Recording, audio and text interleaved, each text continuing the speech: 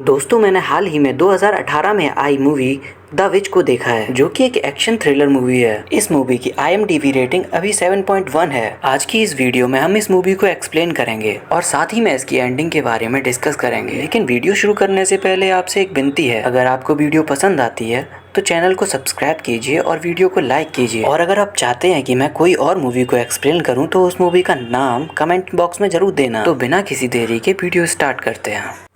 तो मूवी की शुरुआत में हम एक फैसिलिटी देखते हैं जहाँ पे बहुत सारे एक्सपेरिमेंट हो रहे होते हैं। ये एक्सपेरिमेंट ज़्यादातर बच्चों पे हो रहे होते हैं और उनके दिमाग पे किए जा रहे होते हैं। जिसके बाद हम एक लेडी को देखते हैं जो उस फैसिलिटी में एंटर करती है, जहाँ फ्लोर पर हर जगह खून ही खून नजर आता है, जिससे हमें ये पता चल जाता है कि इन लोगों ने यहाँ पे कत्लेआम किया है। वहीं उन सभी बच्चों में से एक बच्ची भागकर जंगलों की तरफ भाग जाती है, जिसका पीछा वो लोग करते हैं और कुछ जो बच जाते हैं उन्हें वो पकड़ के अपने साथ ले जाती है। इंजर्ड होने की वजह से उस बच्ची का खून काफी जगहों पर बिखर जाता है, जिससे उस पूरे ग्रुप को लगता है कि वो जल्दी ही मर जाएगी। वो लोग उस फैसिलिटी को बंद करके वहां से चले जाते हैं। जिसके बाद हम देखते हैं वो लड़की जो भागी थी वो किसी फार्मर के फार्म पर पहुंच जाती है और वहां जाकर बेहोश हो जाती है। जिसके बाद वो फार्मर उस बच्ची को उठा के अपने घर ले आता है और उसको डॉक्टर को दिखाता है, जहां डॉक्टर के थ्रू हमें पता चलता है कि उसकी याददाश्त जा चुकी है।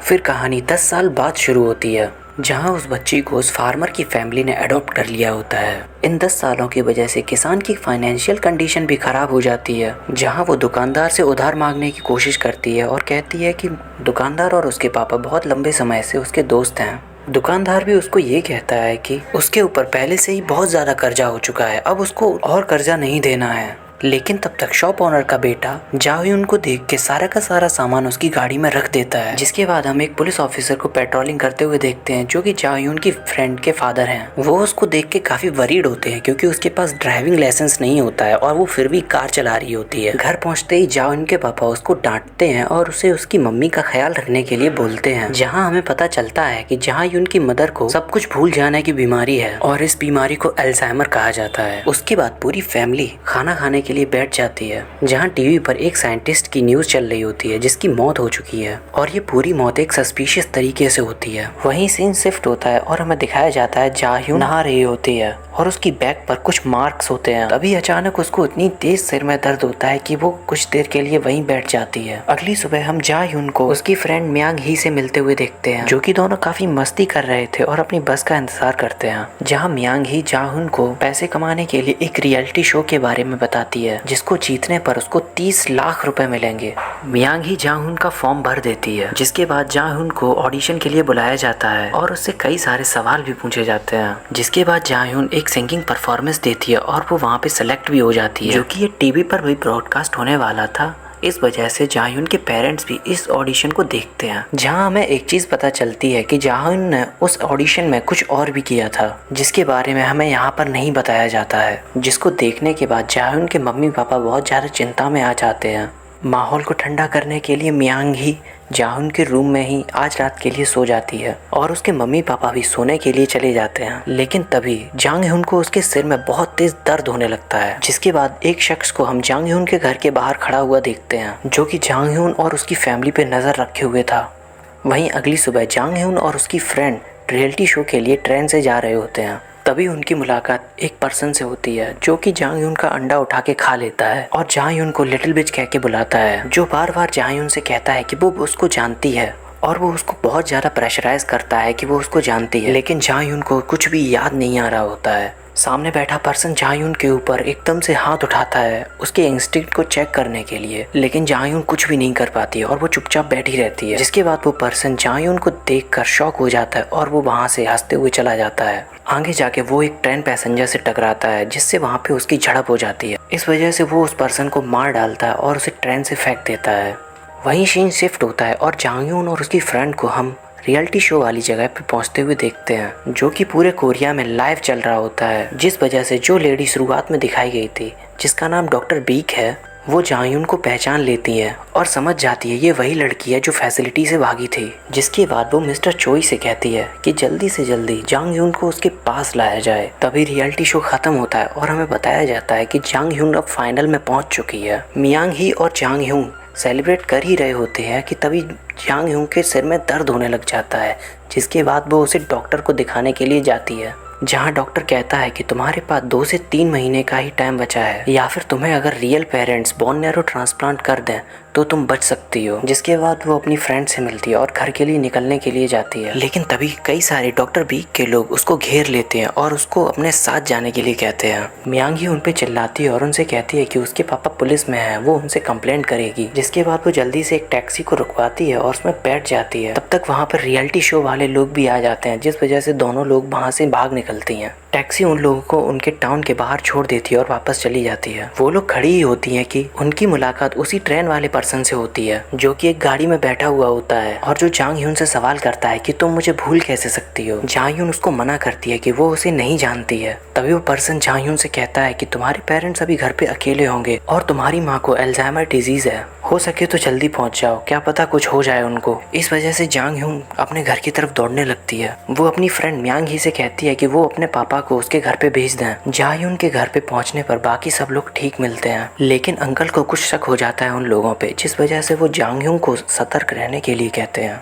वहीं सीन कट होता है और हम अगले सीन में उसी लड़के को देखते हैं जिसके साथ कुछ और लोग भी होते हैं जो उसे नोबल मैन कह के बुला रहे होते हैं, जो कि किसी साइंटिस्ट के घर में घुस के उसे और उसके पूरे फैमिली को मारने के लिए आते हैं। जहाँ पे हम उन सभी की पावर्स के बारे में जानते हैं। इन सब के पास टेलीकाइनेसिस की पावर होती है। इसकी वजह से ये लोग किसी भी चीज को हवा में उठा सकते हैं और उसका यूज कर सकते हैं। जहाँ नोबल मैन अपनी टेलीकाइनेसिस की पावर यूज करके उस साइंटिस्ट और उसके बॉडीगार्ड को वहीं पे मार देता है और चला जाता है। उसके साथ ही पूरे घर में आग लगा देते हैं ताकि ये ना पता चल सके कि साइंटिस्ट की मौत कैसे हुई। वहीं हम अगली सुबह साइंटिस्ट की मौत के बारे में न्यूज़पेपर में छपा हुआ पाते हैं, जिसको पढ़कर मिस बेक काफी खुश हो रही होती हैं। जहाँ वो नाश्ता करते हुए मिस्टर चोई से कहती हैं कि तुमको हॉलीडे पे चला जाना चाहिए।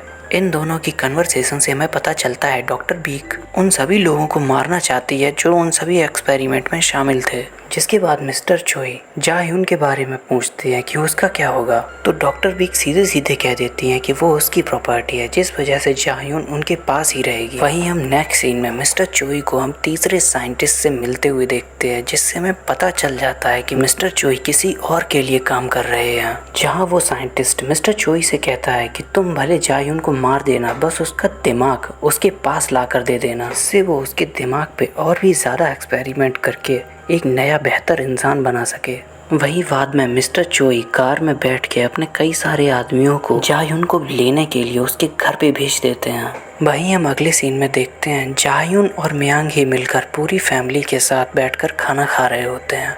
अल्जाइमर की पेशेंट होने की वजह से जाह्यून की माँ जाह्यून को पहचान नहीं पाती और जाह्यून के बारे में उसके बचपन की बातें बताने लगती है। जहाँ हमें पता चलता है जाह्यून अपने बचपन से ही अपने रियल पेरेंट्स को ढूंढना चाहती थी। जिसके बाद पूरी फैमिली खाना खत्म करके सोने के लिए चली जाती है। तभी अचानक से हम जाह्यून की आंख को खुलते हुए देखते हैं और उसे कुछ आवाज़ सुनाई देती है, जिसकी वजह से वो बाहर देखने के लिए जाती है। वो कमरे से बाहर निकलती ही है कि उसके सिर पे कोई एक इंसान गन रख देता है। वहीं दूसरा इंसान मियांग ही की गर्दन पर चाकू रख देता है और जाह्यून को वहाँ से चलने के लिए कहता है। जाह्यून रोने लगती है और कहती है कि मैं वो लड़की नहीं हूँ जिसे तुम ढूंढ रहे हो। तभी जो पर्सन मियांग ही की गर्दन पर चाकू रखे हुए होता है वो उसकी गर्दन को काटना शुरू कर देता है, जिससे उसके गले से ब्लीडिंग होना शुरू हो जाती है। इतना सब कुछ देखकर जाह्यून एकदम पैनिक होने लगती है और अचानक से जाह्यून ने इस इंसान ने उसके ऊपर गन रखी होती है उससे गन छीनकर उन सबको मार देती है। ये सब देख के उसकी फ्रेंड मियांग ही एकदम परेशान हो जाती है कि ये जाह्यून ने कैसे कर दिया। ये सब चल ही रहा होता है कि तभी वहाँ पर नोबल मैन आ जाता है और जाह्यून को फिर से लिटिल विच कह के पुकारता है। ये सब होने की वजह से जाह्यून को कुछ भी समझ में नहीं आ रहा होता है। इस वजह से वो नोबल मैन से पूछती है कि ये सब तुम मेरे साथ क्यों कर रहे हो,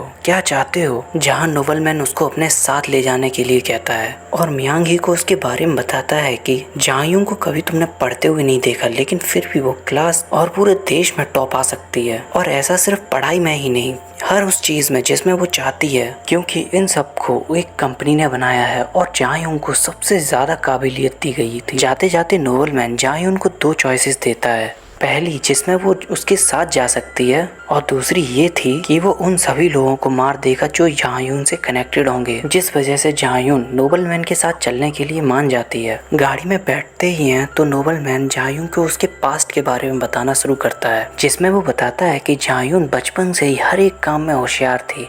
यानी उन सभी बच्चों से बेहतर थी और कहीं भी खतरा होता था तो उसे बहुत जल्दी भांप लेती थी और इसलिए उसने उस फैसिलिटी को छोड़ने का प्लान बचपन में ही बना लिया था। जिसके बाद उसने उसी फैसिलिटी में रहते हुए एक ऐसी फैमिली की तलाश की जिसके पास कोई भी बच्चा ना हो, ताकि जब वो वहाँ से भागे तो उसके पास रहने के लिए एक घर हो। वहीं हम प्रेजेंट टाइम में आते हैं और उसी फैसिलिटी को दोबारा से देखते हैं जो हमें शुरुआत में दिखाई गई थी, जहाँ डॉक्टर बेक के साथ साथ और भी कई सारे लोग वहाँ पर मौजूद थे। जहाँ नोबलमैन जायूं को लेकर एक रूम में आता है और उसको एक मशीन से बांध देते हैं। इसके बाद डॉक्टर बेक उससे कई सारे सवाल करती है, जिसके बाद रिप्लाई में जायूं सिर्फ इतना कहती है कि उसको नहीं पता कि उसके साथ क्या हो रहा है, ना ही वो वहाँ पे खड़े किसी भी इंसान को जानती है। इसके बाद डॉक्टर बेक जायूं को एक इंजेक्शन लगाती है और उसके दिमाग को स्कैन करना चालू कर देती है। जिसके बाद डॉक्टर बेक जायूं को उसके पास्ट के बारे में बताना शुरू करती है, जिसमें वो बताती है कि उसने ब्रेन पर बहुत सारे एक्सपेरिमेंट किए हैं,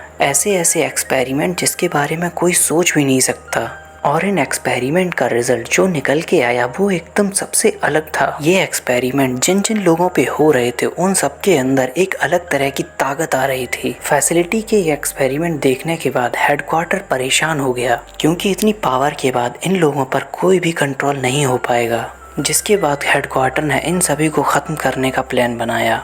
तभी डॉक्टर बेक ये भी कहती है कि तुम्हें ढूंढना काफ़ी मुश्किल था, क्योंकि तुमने रियलिटी शो में मैजिक ट्रिक की, इस वजह से हम लोगों ने तुम्हें ढूंढ लिया। और यहाँ पे हमें पता चलता है कि जायून ने रियलिटी शो में क्या मैजिक ट्रिक की थी। उसने अपनी पावर की हेल्प से माइक को हवा में उड़ा दिया था। ये सब कुछ चल ही रहा होता है कि जायूं को अचानक से फिर से वही दर्द होना शुरू हो जाता है, जिसकी वजह से उसकी नाक और मुंह से खून आना शुरू हो जाता है। डॉक्टर बेक उसकी खराब हालत को देखते हुए उसे एक इंजेक्शन देती हैं और बताती हैं कि तुम लोगों को बनाते समय तुम लोगों में एक डिफेक्ट रह गया था, जिस वजह से तुम लोगों को ये बीमारी हो गई और जिसका एंटीडोट डॉक्टर बेक ने बना लिया है। जहां डॉक्टर बेक का एक इंजेक्शन जायूं की बीमारी को 1 महीने तक के लिए सही रख सकता है। मतलब ये था कि जायूं को अगर जिंदा रहना है तो उसको डॉक्टर बेक के पास आना होगा हर महीने एक इंजेक्शन लेने के लिए। इंजेक्शन मिलने के बाद जायूं डॉक्टर बेक को देखकर मुस्कुराती है। डॉक्टर बेक को ये देखते हुए समझने में देर नहीं लगती कि उसने क्या बड़ी गलती कर दी है। जायूं को रोकने के लिए गार्ड आगे आता है, लेकिन जायूं उसे मार डालती है। तब तक नोबलमैन समझ जाता है कि जायूं यहाँ खुद से आई है और वो अपने साथियों के साथ जायूं को रोकने के लिए निकल पड़ता है। डॉक्टर बेक जायूं को रोकने के लिए स्लीपिंग गैस ऑन कर देती है, लेकिन तब तक जायूं एसी डक्ट से होकर डॉक्टर बेक के पास आ जाती है और उनकी तरफ गन पॉइंट करके कहती है कि मैं सब कुछ जानती हूँ। और तब हमें पता चलता है कि शुरू से लेकर एंड तक सब कुछ जायून का ही प्लान था। फैमिली भी जायून ने खुद चुनी थी, लेकिन उसकी बीमारी की वजह से उसे सबके सामने आना पड़ा, क्योंकि उसे पता था कि जो चीज़ उसे चाहिए उसे कहीं नहीं मिल सकती सिवाय डॉक्टर बेक के। इस वजह से उसने याददाश्त जाने का नाटक किया। वहीं जायून डॉक्टर बेक को शूट कर देती है, लेकिन तब तक फैसिलिटी के अंदर मिस्टर चोई और नोबलमैन दोनों लोगों के ग्रुप अंदर आ जाते हैं, जहां उन दोनों के बीच में भी फाइट स्टार्ट हो जाती है, जिसमें डॉक्टर चोई बताते हैं कि इन सबके सिर में गोली मारो तभी ये लोग मरेंगे। दूसरी तरफ नोबलमैन और जायून आपस में फाइट करना स्टार्ट करते हैं, जिसमें जायून नोबलमैन को बहुत बुरी तरह से मारती है और फाइट को डोमिनेट करती है। जिसके बाद वो नोबलमैन से कहती है कि तुम चाहे कुछ भी कर लो, लेकिन उससे ज्यादा ताकतवर नहीं हो सकते। लेकिन तभी मौका देखकर मिस्टर चोई वहां आ जाते हैं और जायून को वहीं पर शूट कर देते हैं। जायून वहीं पर गिर जाती है।